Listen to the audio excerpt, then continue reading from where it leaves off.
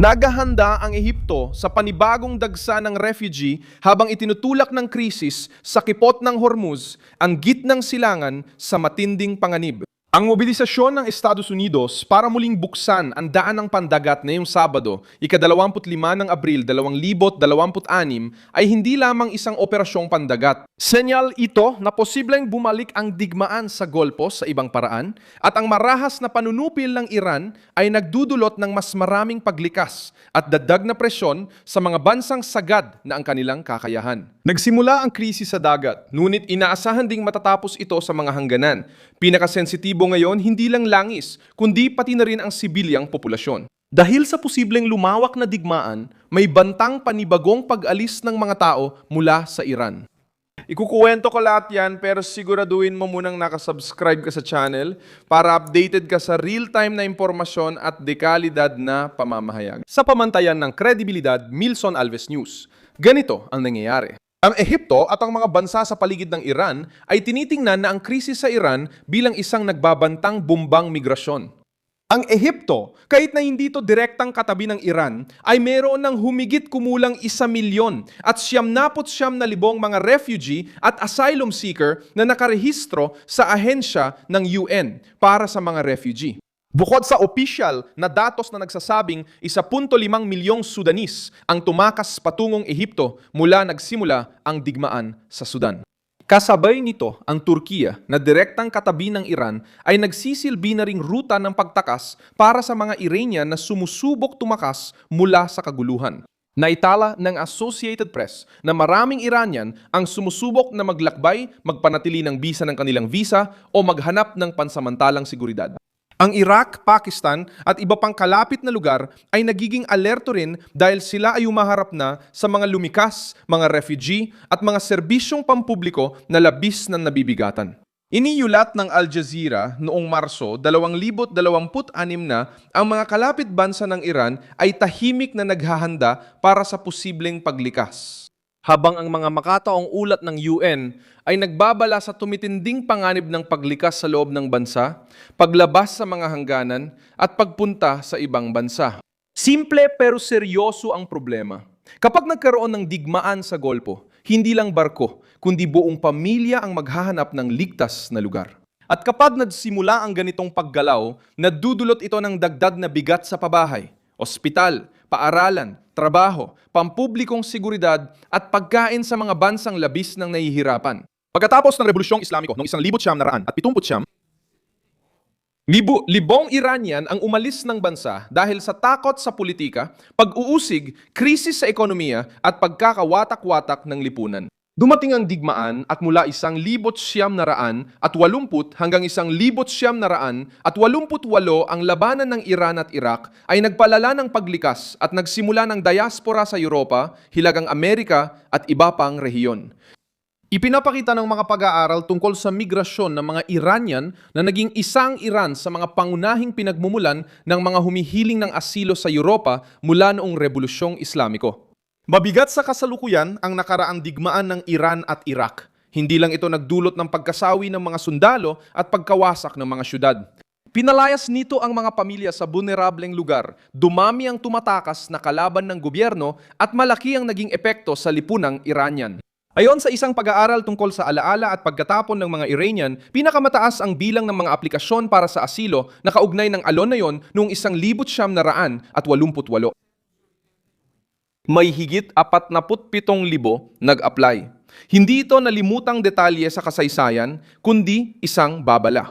Kapag pinagsama ang pressure ng militar, panunupil at krisis sa ekonomiya, nagiging pagpipilian para mabuhay ang pagtakas. Ngayon, may takot na mangyari uli ang ganitong kwento sa bagong antas.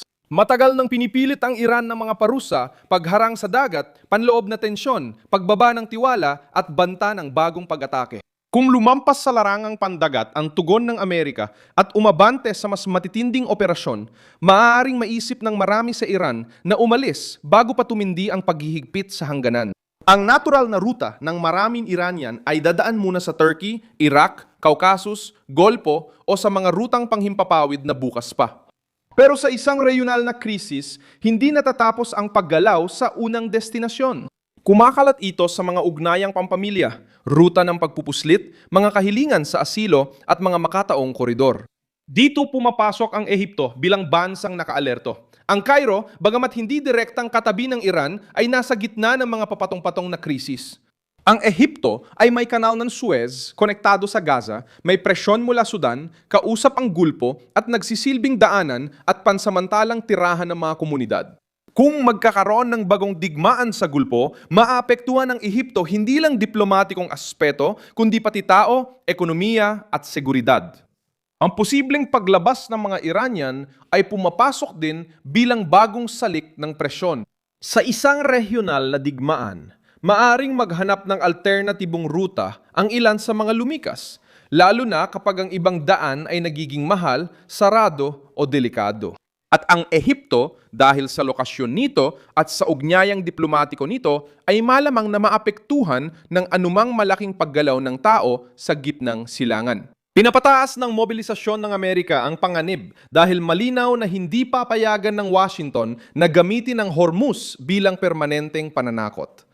Ipinahayag ng kapulungan ng mga Komo ng United Kingdom na noong Abril 13 inilunsad ng Estados Unidos ang kontrablokeo laban sa mga barkong papuntang pantalan ng Iran.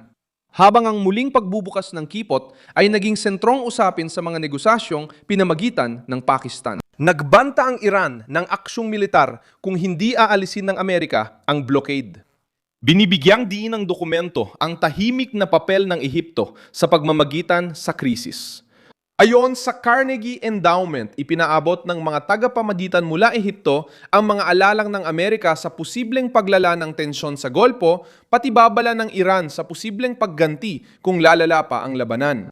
Ipinapakita nitong malapit ang Cairo sa problema at sinusubok ang pamahalaan ng krisis bago ito tuluyang dumating. Ngunit maaring kulang ang diplomasya. Kung muling sumiklab ang digmaan sa lupa, dagat at himpapawid, kailangang magpahayag ng paninindigan ng Ehipto. Maaring hingin ng Golpo ang suporta nila. Maaring hingin ng Estados Unidos ang kooperasyon. Babantayan ng Israel ang bawat galaw. Ang mga bansang Europeo na nag-aalala sa enerhiya at migrasyon ay magpupumilit din para sa katatagan. Kailangang protektahan ng Cairo ang kanilang ekonomiya, teritoryo at panlipunang hangganan ng sabay-sabay. Ipinapakita ng kasaysayan ng rehiyon na ang digmaan ay hindi natatapos sa pinagmulan nito. Nagdulot ng pagpapatapon ang Rebolusyong Islamiko at nagbunga ng paglikas ang digmaan ng Iran at Iraq. Nakaapekto ang digmaan sa Golpo sa mga hukbo, langis at alyansa. Ang digmaan sa Syria ay nagpalikas ng milyon-milyong tao. Ang labanan sa Sudan ay nagpapabigat na sa Ehipto. Ngayon, ang bagong krisis sa Iran ay maaring magdulot ng panibagong humanitaryong problema. Hindi kasing kita ng mga aircraft carrier pero pareho ring delikado sa pangmatagalang katatagan. Ang mahalagang punto ay hindi basta-basta lumilitaw ang mga refugee. Nagkakaroon ng mga refugee kapag nabigo ang estado na magbigay ng seguridad. Kapag papalapit ang digmaan sa Malaga, nawawalan ng halaga ang pera, nanghingibabaw ang takot, at napagtatanto ng mga pamilya ang panganib ng paghihintay. Sa Iran, may makasaysayang alaala ng pagtakas at isang diaspora dulot ng dekadang kaguluhang pampulitika. May henerasyon na alam kung saan pupunta, sino ang lalapitan at paano tatakas. Kung lumala ang digmaan, mabilis gagana ang network na ito. Samantala, patuloy ang militar na lohika ng Estados Unidos. Naging simbolo ng lakas ang muling pagbubukas ng Hormuz.